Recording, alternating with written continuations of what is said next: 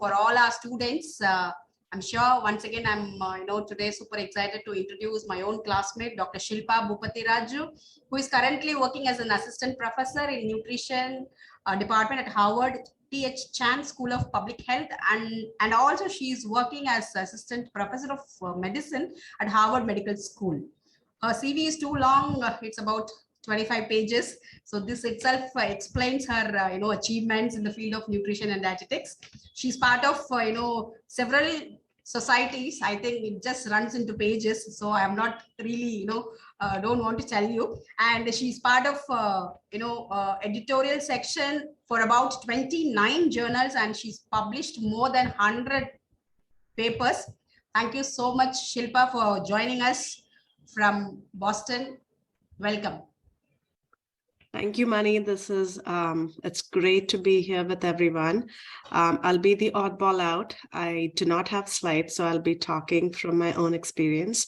What I'd really like to talk about is, where do you go after you finish your undergraduate or your postgraduate? For me, the road wasn't straight. It took me a lot of figuring out, and I think I'd want to say that it's okay to figure out. It's okay to not know what you want to do. I'll tell you a little bit about myself. I went to Avinash with Mani and Sindhu. Mani was actually my roommate, so we're very close. And after that, I had a stint as working in dietetics. I knew that wasn't my cup of tea. It just wasn't what really I wanted to do. So there are other wonderful folks like Sindhu and Mani who are doing this. And I really wanted to get into research. So I joined the National Institute of Nutrition, and I knew working in research was really my a calling. So after post-graduation, you can either go into dietetics, you can go into research, or you can go into teaching. And you can be both a dietitian and also a researcher. So I've seen a lot of you presenting on your own patients. And those are all case studies, and that all gets into the evidence base. In terms of my path, I worked with the National Institute of Nutrition as a field investigator for a while. I knew I really liked collecting data, being there. And I then left for the United States to pursue my master's again, and then my PhD. And even while I was doing my master's again in the US, I didn't really know what I wanted to do. So it was really like fumbling in the dark. But eventually I found out that what I loved doing was working with numbers. And you might say nutrition and numbers, it doesn't make sense. But most of the evidence that you're presenting is actually comes from what epidemiologists do. So I'm trained as a nutritional epidemiologist. So I work in the field of public health.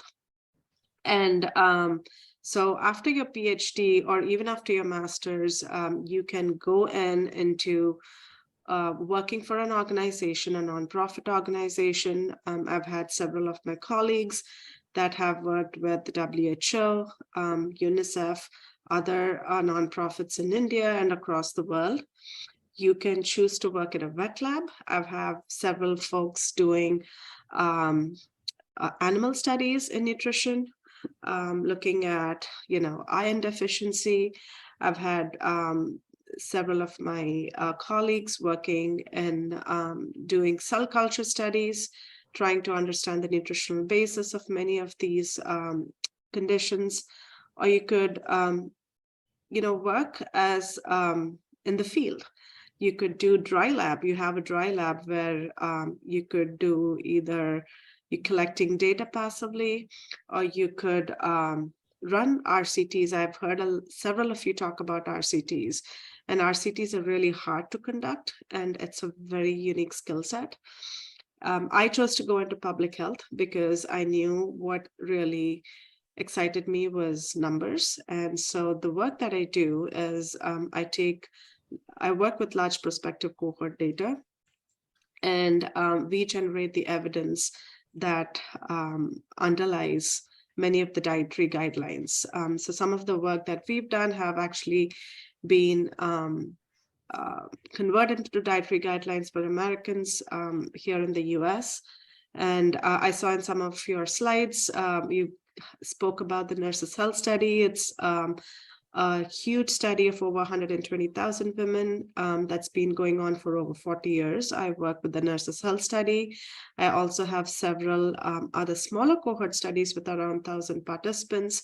One of them is called the Masala Study, which is a South Asian cohort of Americans living in the US. So my research focuses on looking at diet and lifestyle and cardiometabolic diseases among South Asians living here in the US, but also in India. I also do field work in India. So I currently have a community nutrition program in the Bathinda district of Punjab, where we are doing an educational campaign to reduce non-communicable diseases. So I'll actually be in India in 10 days to wrap up the field data collection. And,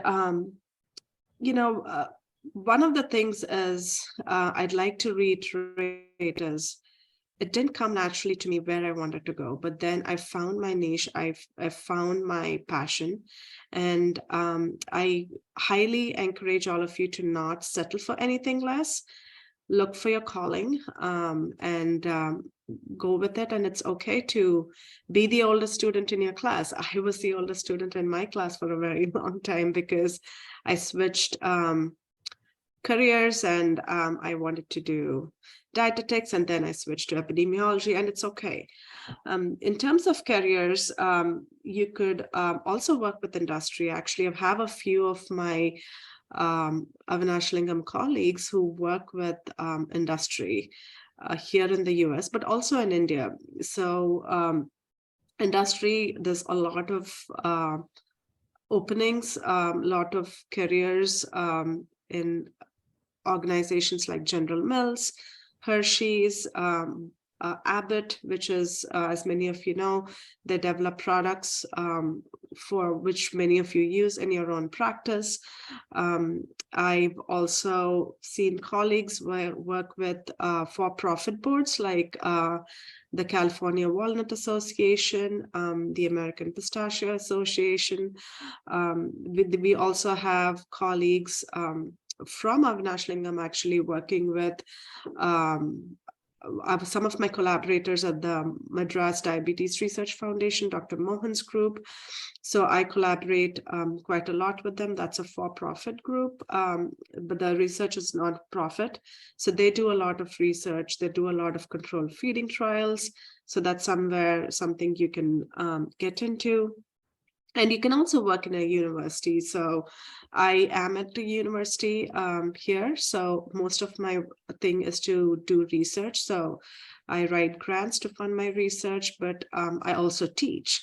So teaching is something that's also very close to my heart because as you might all know, we are in it for a lifetime. We are all lifelong learners. And every time I teach, I learn quite a bit from my own students. So I teach, I do teach and do research, but you can also do just teaching. And I think teaching is one profession which is extremely fulfilling, where you're training the next generation of